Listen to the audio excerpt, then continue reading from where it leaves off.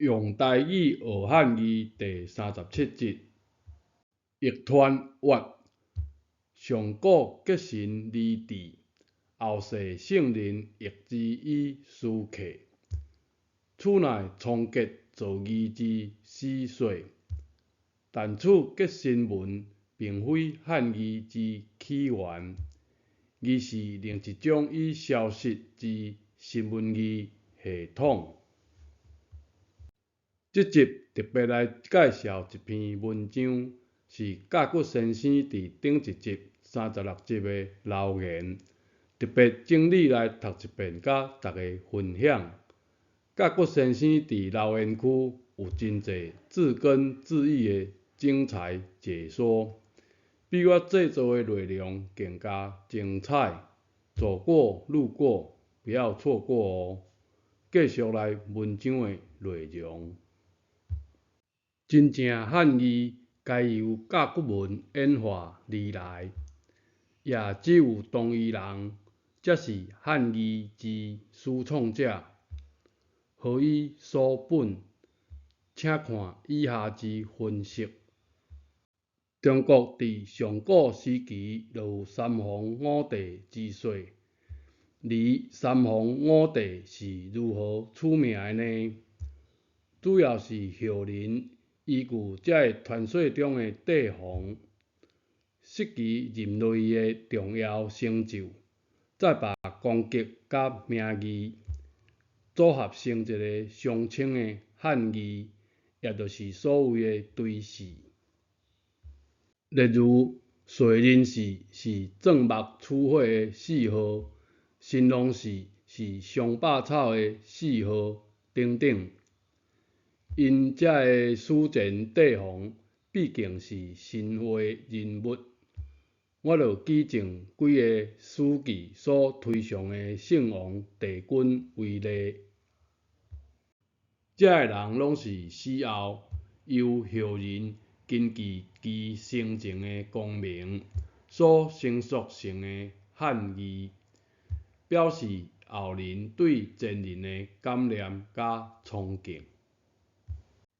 皇帝的皇，甲骨文是画一个原始人在其腰座之下，围上一块天鱼形的杂绣布，这代表皇帝的功绩是养蚕织布，让人类得以脱离衣不蔽体的原始社会。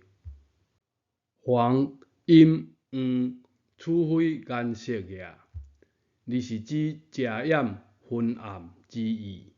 如天地显黄，是指天地昏暗之位。又如台语的目睭黄黄，为眼睛昏花之意。爻，甲骨文是画一个人跪着，头上顶着许多的砖仔角。而金文则画一个平台，下面在烧木材，上面升起乌色焰火，搁上书爻典。玉若溪谷地爻，玉放昏。放昏是爻的另一个谥号，中文解说为功劳，但昏这字将乌、将火、将烈放昏，应指烧陶所放出的大量烟雾，或为至高。从以上这些可判断，尧捌是发明烧陶的帝王。中国发现陶罐的遗物，最早可追溯至4100年进前，甲帝尧即位时期大约相若。陶是饮食文明进化的重要器具，称制陶是尧在位时之至高成就，一点仔拢不为过。尧，殷以后尧。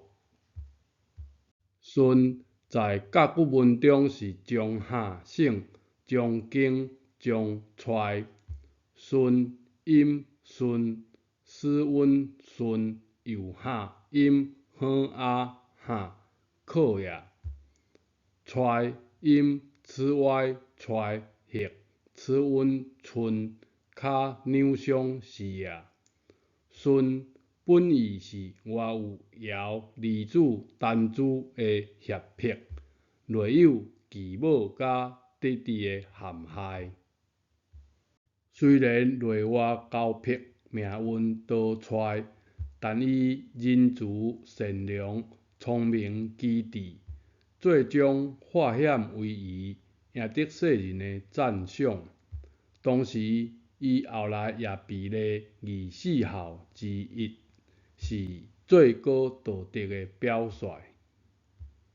禹伫商代晚期的经文中，是画成一条往上游且身体扭曲的蛇，蛇身的中间画一蛇环，蛇环的左边有一个类似鸟仔的分叉。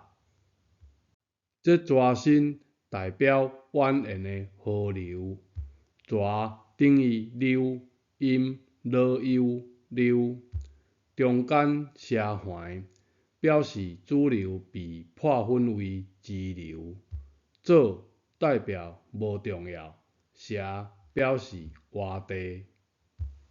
综合起来是说，河水伫中途被疏散到无重要的活地。禹的功绩主要伫疏浚治水，文字已经描述甲真清楚。禹阴禹治蛙也，桃心也。通江水将阳，阳的甲骨文上面画一个鹿井，井下一环，表示露水被往外扬出去。这个一环读工，意思同样，水扬出去就是氧。下面的木字形表示分流的交期，即是分散到蒸发池，使之结晶。综合起来，通的本意是曝盐场。神通发明曝盐和洗盐，也因产盐而致富。过去荷兰盐市城的地下，捌挖出规模庞大的3000年前盐仓遗址，听说数量足够供养100万人口。这也是商朝大量产盐的事情。海盐是重要战略物质，其价值不下于现在的石油。通被造字为盐的同义词是有道理的。以上这种因丰功伟业而被后代人感念，给予造字对时的帝王，到了商汤以后就停止啊。这表示甲骨文是在汤以后才出现的。如果汉字是黄帝时的仓颉所发明，伊怎会有伫后来的尧、舜、禹、汤会发生什么事，然后再帮伊塑造一个光明相符的汉字呢？